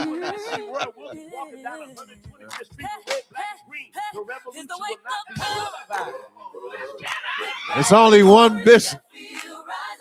Wake up, let the truth be told. The wake up call.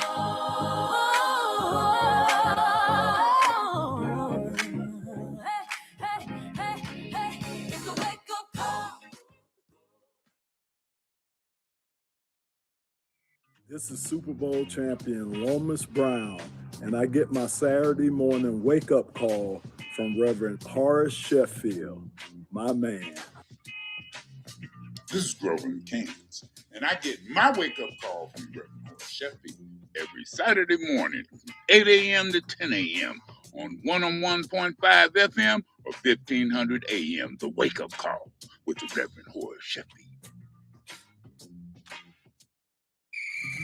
Yo, what's up, guys? It's your girl, Randy Rosario, comedian and TV host. I get my Saturday wake-up call with my guy, Reverend Horace Sheffield. Think about it. Good day. I'm Sheriff Raphael Washington, Wayne County, and I get my Saturday morning wake up every Saturday morning from Reverend Horace Sheffield, and you should too.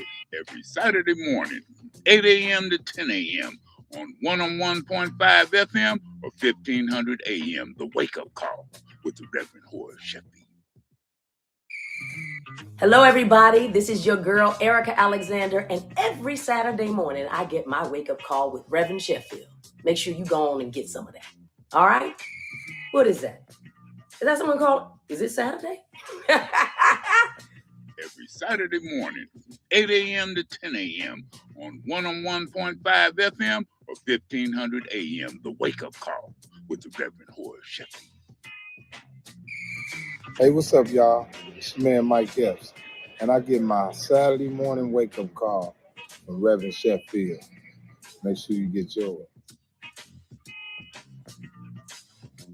I'm Hester Wheeler, and I get my Saturday morning wake-up call from Reverend Horace Sheffield.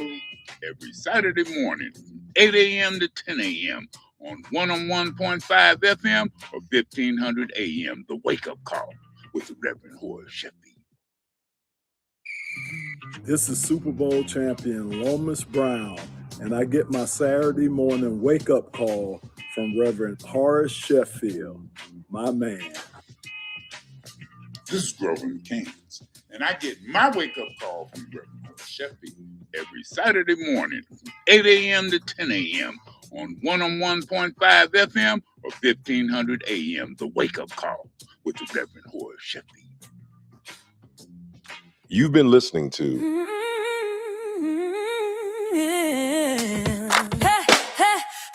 Here's the wake-up call with Reverend Horace Sheffield. Rise up, wake up, let the truth be told. The wake-up call.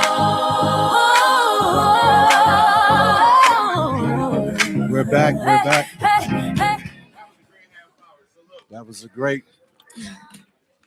That was great. We back on. We back on. Welcome. Salute.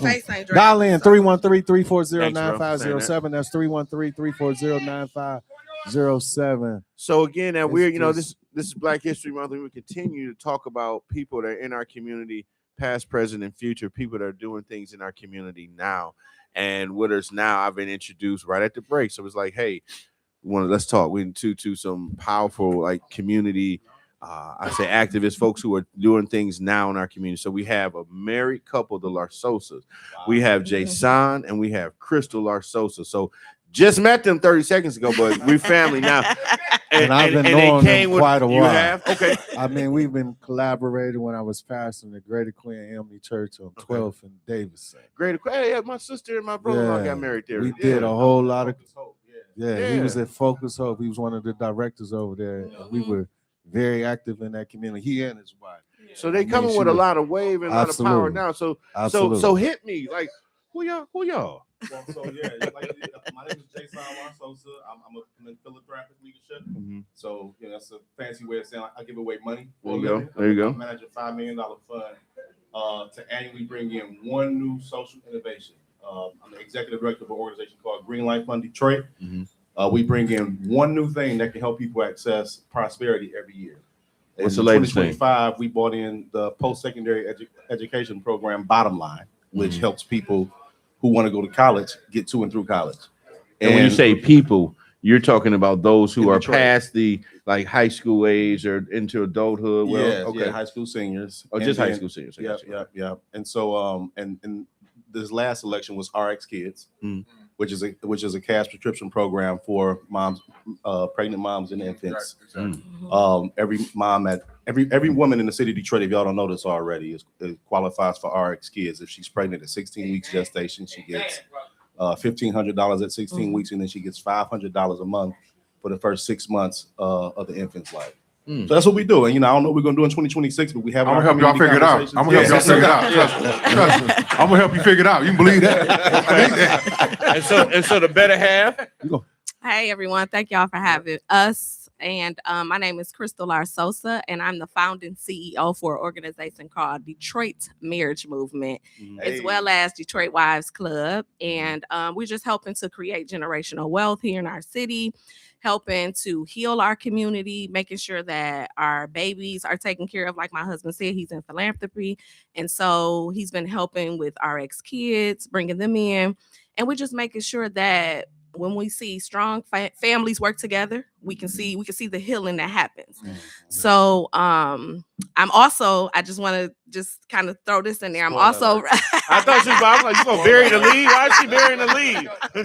No. I just want to give y'all a small background, but I'm also running for State House Rep District 4. Where is District 4? Where's District 4? It's in Detroit. It's here. It's the entire city. Like right. I'm not gonna say this. It's not the entire city, but I can't break it all the way down right now. It'll take too long. But it's on like west a little. Go ahead and give it to us. Harmon, 6 Mile, like Wyoming. Right, that's what. Right. So, so y'all can also tell. You can also tell that my husband kind of was like, "Yeah, baby, this is your time. This is what you've been doing, right?" Yeah. So, but yeah, y'all. So I'm just thinking about it. It's time for us to receive state funding. We see these local communities that's doing right and like here in the city and our organizations, and they're doing the work. And like, where is the money, right? These outsiders, they get paid to come here to try to fix our problems, but then they leave and we still stuck with the same problems, right? And so it's time for us to see real opportunity and real change. So it sounds like to me that classic debate, education versus vocation. Like both of them are lacking here. Absolutely. Rev was talking about how, folks are less educated now, and you're talking about now how vocation is needed and we're not there. So that's something. I'm smart too. No. You make a great point. And I think just for the studio audience and those that are listening, when you listen to this dynamic couple and listen to what Bishop Sheffield said earlier, part of the civil rights, when you talk about just the journey we had to travel. Okay. We have another gentleman on this panel. Thank you. Ken Nixon, who encompasses all this, what he's done, what he is doing. Let him speak for himself. But when you talk about the civil rights, Bishop Sheffield talked about stress and how they attacked people, and then how they locked us up. How they just treated us, just inhumanely, things of that nature. Well, Ken Nixon is a product of that, and his story is so powerful. And as far as education and uplift the community, I'll let Ken speak for himself. But when I met this dynamic young man, I was so just overwhelmed with not just his story, but him as a human being, him as a man, him as a role model, because he truly exemplifies and personifies all of what we're talking about in Resilience. this movie. Hey, beyond exactly. So Ken, I'll let you That's speak my brother. for yourself. Welcome to the show, yeah. My cash app Ken is All checks written too. Ain't no question. Ain't no question. Good morning, everybody. My name is Kenneth Nixon. I am the co-founder and president of the Organization of Exonerees. My backstory is that I spent almost 16 years incarcerated for a crime I did not commit. I have been home for just a little over 5 years now. February 18th. How do you 5 look? years. You look real young. Yeah. Praise Yeah. God, brother. 39. Praise God, brother. Praise God. Wow.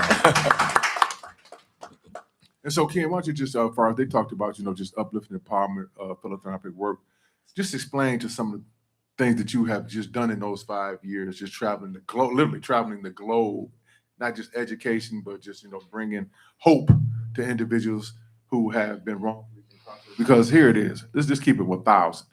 When you come home from them bricks, everybody ain't got that bag waiting on them. Everybody ain't got, you know what I'm saying? Everybody ain't Most got. people don't. Who's 50's man who he looked out for when he came home? Tony Yayo. Tony Yayo. Everybody ain't got that. You know what I'm Yeah. saying? But Ken is traveling the globe trying to get instill this hope and economic growth to these young men. So Ken, just briefly talk about, just Absolutely. your travels. For clarity, I was invited here by the Larsosas. Okay, right? good. Oh, Just for clarity. But I say that. Then we got directed it this morning by D. Woods. we got our police commissioner, Daryl Woods.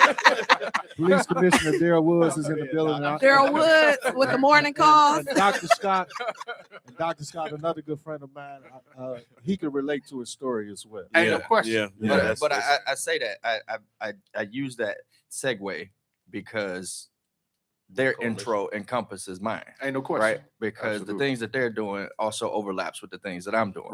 Right. Bringing that economic education, bringing those resources back into our community is literally the foundation of what I started doing the moment I came home. Absolutely. I know. A huge part of my work is educating people about the pitfalls of the system. As I sat here and listened to Reverend Sheffield talk about, the run-in that he had on his own property with officers.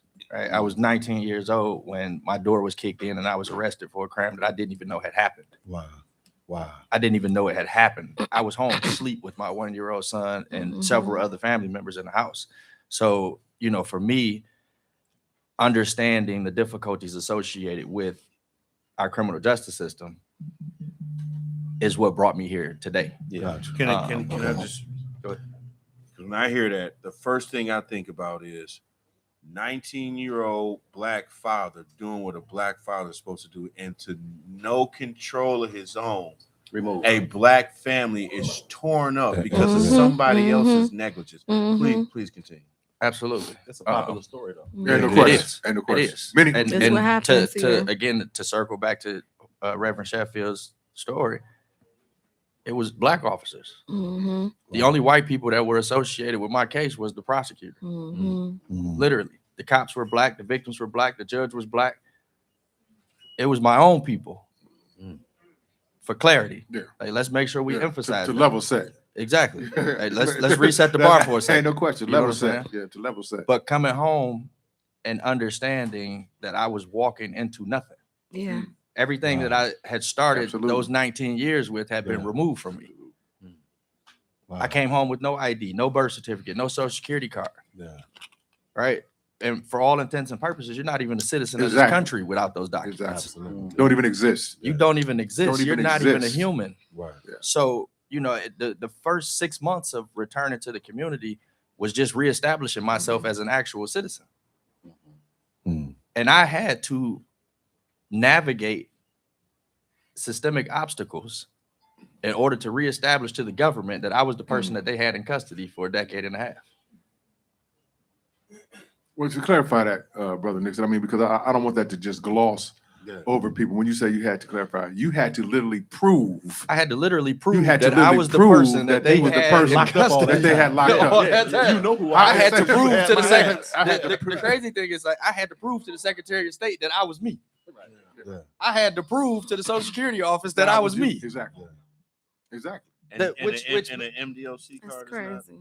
Nobody respects the MDOC card. Nobody respects. They give you a card saying discharge, from the Michigan Department of Corrections, and not With even the your Michigan name Department and of Corrections. I respects wonder that why ID. is that? Right. When you're supposed You to know be what I'm innocent. Why is that? Governmental It's obstacles. a myriad. It's a myriad. That's It's a myriad of Governmental reasons. obstacles. But that's one of the Terrible things, like that was one of the very first things that I set out to change, because me being innocent, and I had to go through all of that. Right. I quickly realized that there was a lot of overlap there. Yeah. Right. My innocence didn't differentiate me from the other people that were coming home. Tens of thousands of people. Tens of thousands Every year, every exactly. year. Every year, That's every year, returning. every That's year. why But Crystal Larsosa got to get to the State House. absolutely. Ain't no question. But the thing Ain't about no that question. is, like, you and I'm looking at a big picture. You're letting people out of prison and you're asking them to be successful while not giving them the tools necessary to be successful. Because you want them to come on back here and You telling them to go get a job. Exactly. But You you won't telling hire them to them go with get a but you job. won't hire them with a felony. You telling them to go, stay off the street. You telling them to do all of these things. How they supposed to do it with no ID? Right. Right. And then We if got you to get a pause. job We got to without go. it. We have to go to a commercial break. We Oh, ask that wow. you dial in. This is moving fast. 313-340-9507. That's 313-340-9507. We will see you on the other side of the break as we continue with our conversation on Black History Month. Here's the wake up call with Reverend Horace Sheffield. Rise up, wake up, let the truth be told. The wake up call.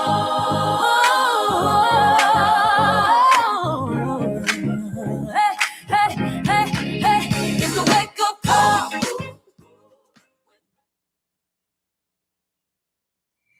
This is Super Bowl champion Lomas Brown, and I get my Saturday morning wake-up call from Reverend Horace Sheffield, my man. This is Grover Kings, and I get my wake-up call from Reverend Horace Sheffield every Saturday morning from 8 a.m. to 10 a.m. on 101.5 FM or 1500 a.m. The wake-up call with the Reverend Horace Sheffield. Yo, what's up, guys? It's your girl, Randy Rosario, comedian and TV host. I get my Saturday wake-up call with my guy, Reverend Horace Sheffield. Think about it. Good day. I'm Sheriff Raphael Washington, Wayne County, and I get my Saturday morning wake up every Saturday morning from Reverend Horace Sheffield, and you should too. Every Saturday morning from 8 a.m. to 10 a.m. on 101.5 FM or 1500 a.m. The wake-up call with the Reverend Horace Sheffield. This is Super Bowl champion Lomas Brown, and I get my Saturday morning wake-up call from Reverend Horace Sheffield, my man. This is Grover Kings, and I get my wake-up call from Reverend Horace Sheffield every Saturday morning from 8 a.m. to 10 a.m. on 101.5 FM or 1500 a.m. The wake-up call with the Reverend Horace Sheffield. Yo, what's up, guys? It's your girl, Randy Rosario, comedian and TV host. I get my Saturday wake-up call with my guy, Reverend Horace Sheffield. Think about it. Good day. I'm Sheriff Raphael Washington, Wayne County, and I get my Saturday morning wake up every Saturday morning from Reverend Horace Sheffield, and you should too. Every Saturday morning from 8 a.m. to 10 a.m. on 101.5 FM or 1500 a.m. The wake-up call with the Reverend Horace Sheffield. You've been listening to Hey, hey, hey, here's the wake up call with Reverend Horace Sheffield. Rise up, wake up, let the truth be told. The wake Welcome, up Detroit. call. Welcome, Detroit listeners. Welcome. We are back. We have our last 15 minutes. This has been an enjoyable show. Yeah, I like this. It's been a blessing. Let's We met continue new on where we family. left off. Yeah, so I have a question. Okay, so you are in charge of basically creating programs that innovate and benefit the whole, right? Yeah, this is Jason. I'm not responsible for those listening. I'm not responsible for creating the programs. I'm responsible for identifying programs that are working well nationally and then inviting them here to Detroit. And so is there any kind of, I'm pretty sure, like, sound late to the party. I'm glad How I do you met do you that? all today. Is there any kind of cross collaboration between you all right now to see how your program can help his program curb recidivism? Oh yeah, so so Ken. First of all, Ken is my brother. We I'm locked in, safe, and we, he and Daryl Woods and my man Marvin. We collaborate on everything that we do. Mhm. There's not necessarily a natural fit between what I do on my day job with what he's doing, but my job with my brothers is to always facilitate connections with people who are who give money, who make investments. So anytime there's an opportunity, you always call Yeah, Ken so or we try to make the world Mhm. smaller for each other. These guys Mhm. make life easier for me too. Mhm. So I didn't talk about the fact that I'm formerly incarcerated. I experienced 10 years of my life, but unlike Ken, I did it.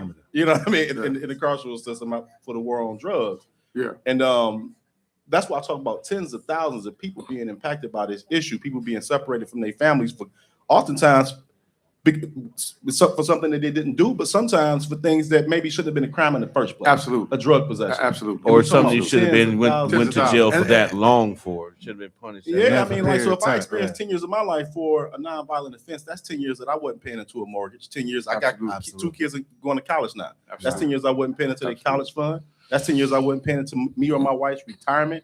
That's 10 years that I wasn't being counted in the United States Census. Absolutely. In fact, I got counted in 2 censuses in 2 other states, and they received the funds that my city should have been receiving for housing and for roads and all of that stuff. The 2020 census just passed, and 8,000 people were in the Michigan State Department of Corrections that were not counted in Detroit. And when we think about Black American history, we think about slavery and the fact that we used to count as 3/5 of a person. That was for the census. But when you incarcerated, you count as a whole person. You're just not being counted in your place. Right. Yeah.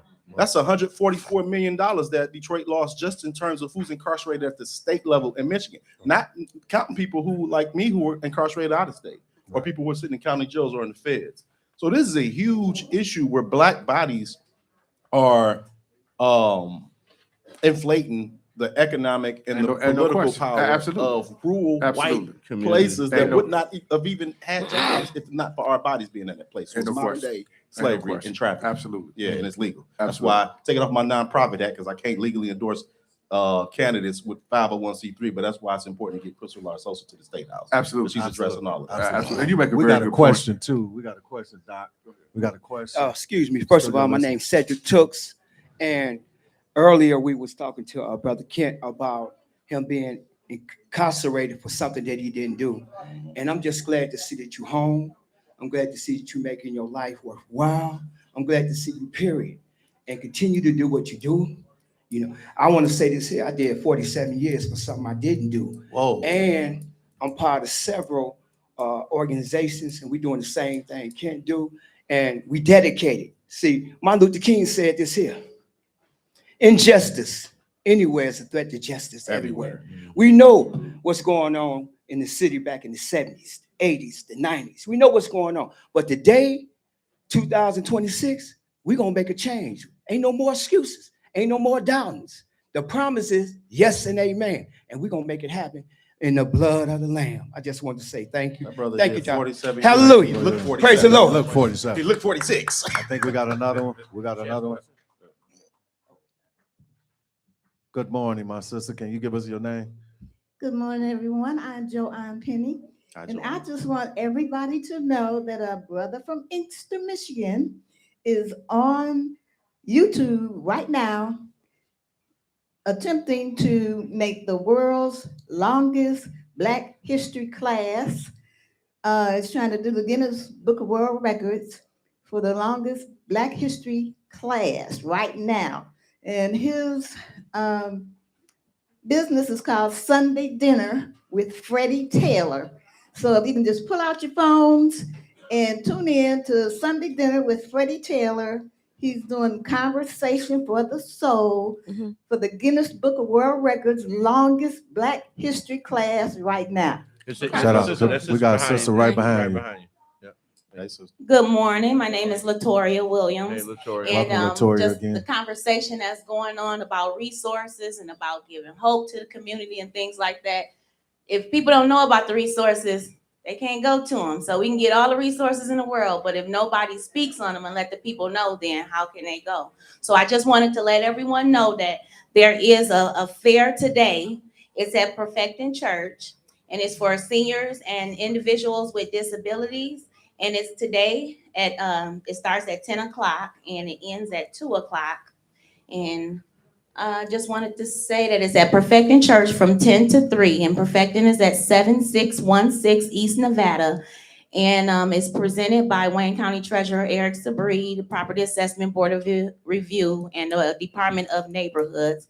And the Hope Application Assistance will be there, important resources, Office of Ombudsman that was here today, the Office of Assessors, they'll have payment plans, health screenings, DWSD will be there, and much more. So if you need any of those resources, pass them on to someone. If you don't need them, we got to let each other know what's going on out here. Thank you. All right. All right, so We only got- I yeah, know. we Before gotta do we closing get out of comments. here, I need Sister Larsosa, I need you to let us know how folks can find out more information about you and the things that you're doing as far as running for state rep. All right, and then I need you to give us active information about your program. The same thing, Ken, so we know how to get involved, or if we need to send folks to you as well. So let About a minute and a half. Everybody got about a minute and a half. Okay, so you can so for my organization, you can go to blackmarriagemovement.org.